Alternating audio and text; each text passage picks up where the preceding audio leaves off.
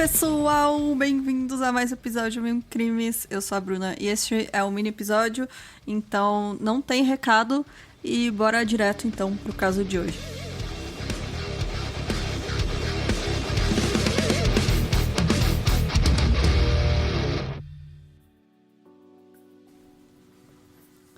O Bela Kiss, ele nasceu por volta de 1877 em Isaac, na Áustria. Desculpa se eu errar algum nome, mas é difícil quando é essas línguas que a gente não tem tanto contato.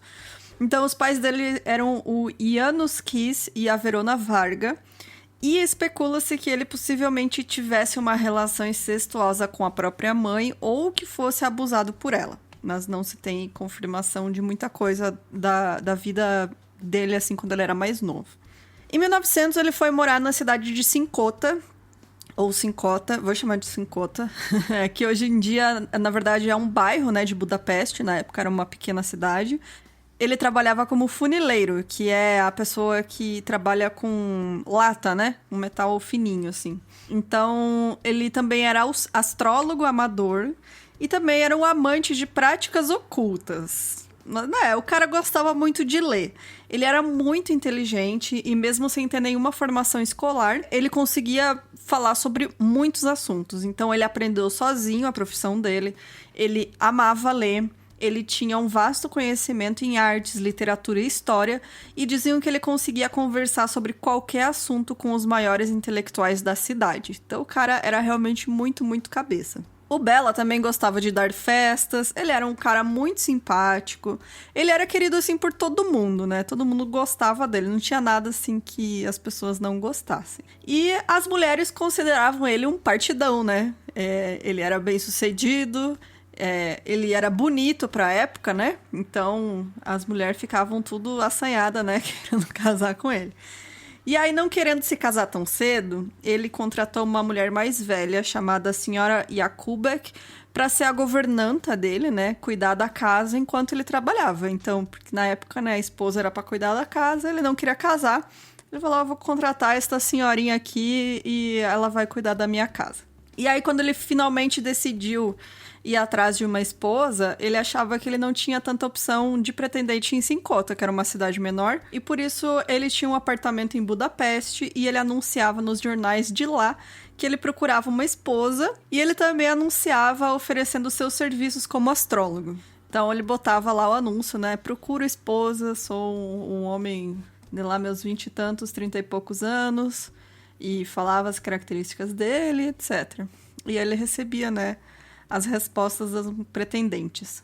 E então ele às vezes levava essas mulheres para casa dele em Sincota, mas nem os vizinhos nem a senhora Jakubek tinham muito contato com elas. Assim, eram mulheres que apareciam e sumiam, sabe? Ele não ficava muito tempo com nenhuma, assim. Então, durante vários anos, ele aparecia com alguma mulher, não apresentava ela para ninguém, e logo ele estava sozinho de novo. E assim, os homens casados, né, da cidade de Sincota, todos invejavam ele, assim, porque o cara era realmente um garanhão, né? Tava sempre com uma mulher diferente. A única coisa estranha que os vizinhos achavam em Bela é que ele mantinha uma grande quantidade de barris de metal em seu jardim. O que será que tinha nesses barris, né? Quando ele foi questionado um dia pela polícia local, ele disse que era gasolina, porque ele estava aguardando, se preparando para o racionamento que ia vir com a guerra. Até parece o Brasil em 2022. Era um visionário, né, o Bela. E aí, quando a Primeira Guerra começou, em 1914, ele foi chamado, né, para servir, ele foi recrutado.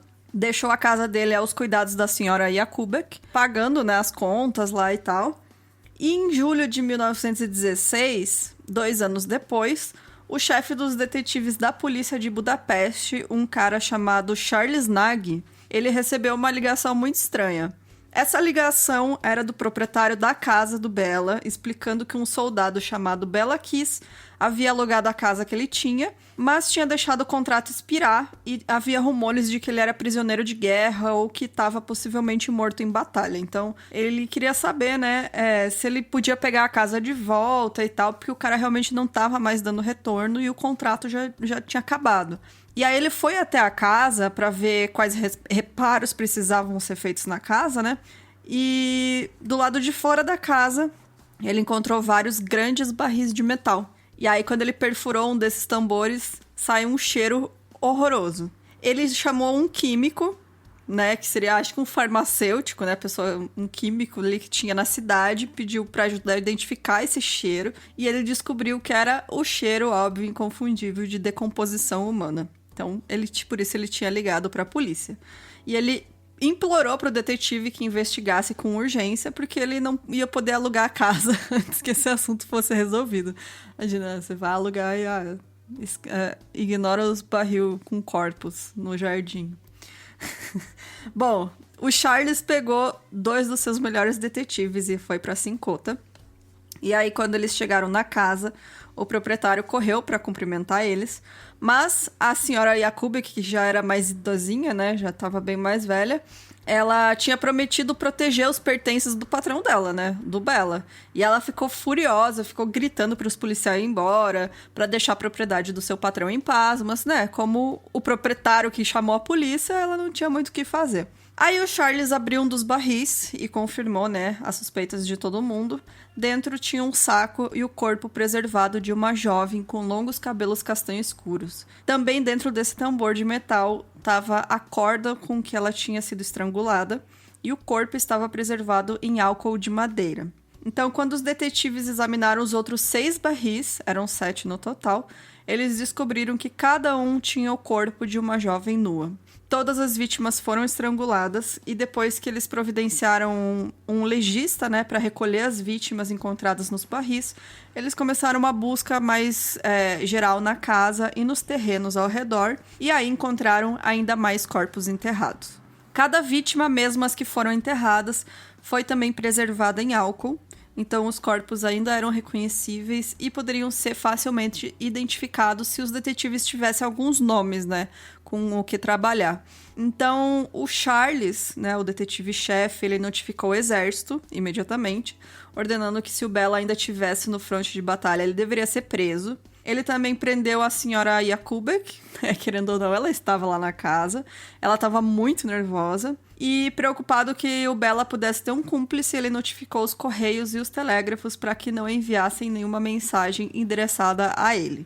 E por Bela Kiss ser um nome muito comum, tanto Bela quanto o sobrenome Kiss, né, ser um nome muito comum na Hungria, ia ser muito difícil localizar ele no meio de uma guerra. E além disso, o exército húngaro estava espalhado e desorganizado, então a polícia não podia fazer muita coisa para encontrar ele. Como é que você vai, né, no meio do exército tentar achar um cara, né, no meio de uma guerra?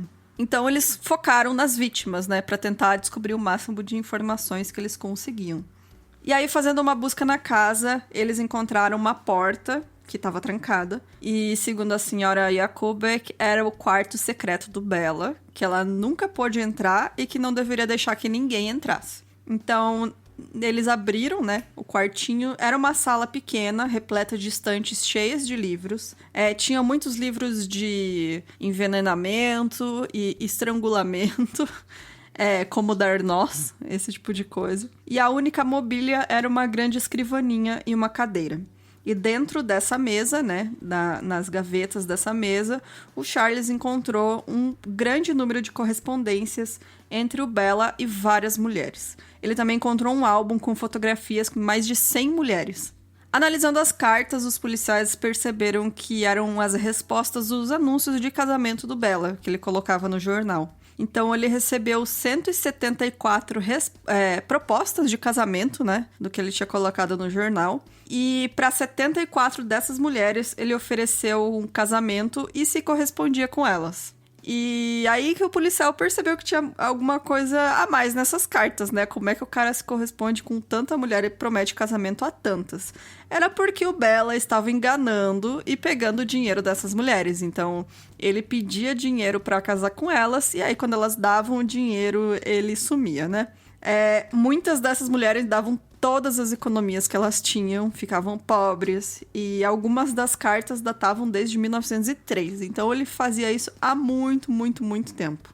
E os policiais então questionaram a senhora Jakubek. Ela alegava não saber nem desconfiar de nada. Para ela, o Bela era um santo.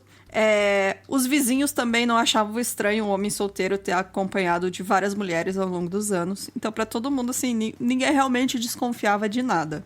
O Charles entrou em contato com os departamentos de polícia das cidades onde as mulheres que se correspondiam com Bella moravam, e ele percebeu que o Bella concentrava seus esforços em mulheres que não tinham parentes próximos, e aí que os desaparecimentos delas não iam chamar muita atenção, né? Então, a maioria das cartas que ele recebia, depois de iniciar um relacionamento, indicava que a mulher havia lhe enviado dinheiro, às vezes tudo que ela tinha, e se ele achava que se tinha alguma chance de ela entrar em contato com a polícia para reclamar, né, que ele tinha pegado o dinheiro delas, ele imediatamente providenciava para matar essas mulheres. Então, todas as vítimas dele foram mulheres que tentaram ou pegar o dinheiro de volta, ou ameaçar ir pra polícia, ou que ele percebeu que ia dar algum problema. Aí ele matava elas. E aí os detetives conseguiram identificar 2 vítimas por iniciais ou nomes bordados, né, nas roupas delas. Eram a Madame Catherine Varga, que era uma viúva de Budapeste, e a Elizabeth Komeromi. As 2 tinham tentado processar o Bella depois que ele roubou dinheiro delas e foram mortas por isso. E aí o processo acabou ficando por isso mesmo, porque elas sumiram. E, né, como elas não tinham família e próxima e tal, tipo, ninguém deu falta delas e aí o processo ficou parado. E com o tempo, então, os detetives conseguiram provas que ligavam o Bella ao assassinato de 30 mulheres. E aí, em 4 de outubro de 1916, o Charles recebeu uma mensagem de um hospital sérvio alegando que um soldado chamado Bela Kiss havia morrido de febre tifoide em 1915. Só que logo depois veio outra carta dizendo que, na verdade, o Bela estava vivo e era um paciente neste hospital. Então o Charles viajou imediatamente para esse hospital que estava sob controle húngaro na época. Ao chegar lá, ele encontrou um corpo na cama do Bela, mas não era ele. De alguma forma, ele ficou sabendo que a polícia estava indo buscar ele e trocou de lugar com um soldado morto. Deixou um corpo aleatório lá na cama e fugiu. E aí o Charles fez questão de divulgar para o país todo que o monstro de Sincota, como ele ficou conhecido, estava vivo. E a partir daí, a polícia recebia dicas de pessoas do país inteiro dizendo que tinham avistado Bela, falando, eu vi ele na rua, ou soldados falando que tinham visto ele em tal lugar. Enfim, né, aquela coisa. Todo mundo enxergava ele em todo lugar. Ele virou meio uma lenda urbana, assim. Então, 5 anos depois, em 1920, um membro da Legião Estrangeira Francesa foi a uma delegacia de polícia para denunciar um colega que ele acreditava ser o Bela Kiss. Era um homem que se chamava Hoffman, que era um pseudônimo que o Bela sempre usava. E esse homem tinha se gabado de ser muito bom com um garrote, que era como o Bela tinha assassinado todas as vítimas dele. A polícia foi a essa unidade para interrogar o tal do Hoffman, mas chegando lá eles descobriram que ele tinha desertado. E essas, assim, as provas mais concretas de que realmente era o Bela que foi avistado são essas, né? Teve também um soldado húngaro que afirmou que ele foi preso na Romênia por roubo. Outro diz que ele morreu de febre amarela na Turquia. E aí, o avistamento assim que ficou mais famoso foi um detetive de homicídios de Nova York, chamado Henry Oswald, que teve certeza que ele viu Bela Kiss saindo de uma estação de metrô na Times Square em 1932. O Henry foi apelidado de Olho de Câmera, por outros detetives, né? Porque ele tinha uma memória extraordinária para rostos, assim. Quando ele enxergava uma pessoa, ele não esquecia mais a fisionomia dela. E por isso muitas pessoas deram crédito para esse relatório dele, de que ele tinha realmente visto Bela. E ele só não conseguiu ir atrás porque perdeu na multidão, né? Tinha muita gente na rua. E a partir desse avistamento, muitas pessoas acreditam que ele realmente estaria vivendo em Nova York, aí nos seus por volta de 60, 70 anos. E em 1936, chegou também a informação de que o Bela estava trabalhando como zelador em um edifício, e a polícia chegou aí nesse prédio para entrevistar esse zelador, mas ele já tinha fugido e não deixou nenhuma informação de contato. Então, no fim, acabou que ninguém nunca soube o que realmente aconteceu, aonde estaria o Bela Kiss, ninguém sabe aonde ele foi parar, quando ele morreu, o que aconteceu com ele. Ele virou meio uma lenda e virou meio com folclore húngaro, assim. Então, até porque tem muita coisa que não é confirmada, tanto dos crimes dele quanto da pessoa dele, né?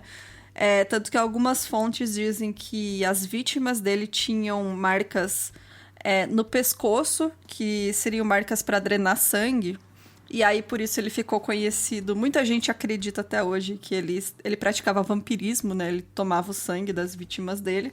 Por isso, ele também é apelidado de o vampiro de Cincota. Então, mas não se tem confirmação disso.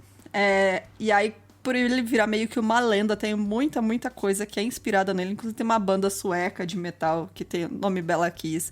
Tem música com o nome dele. Tem filme com a história dele. Tem teatro, tem música, enfim, é muita coisa. Ele virou meio que uma lenda urbana mesmo.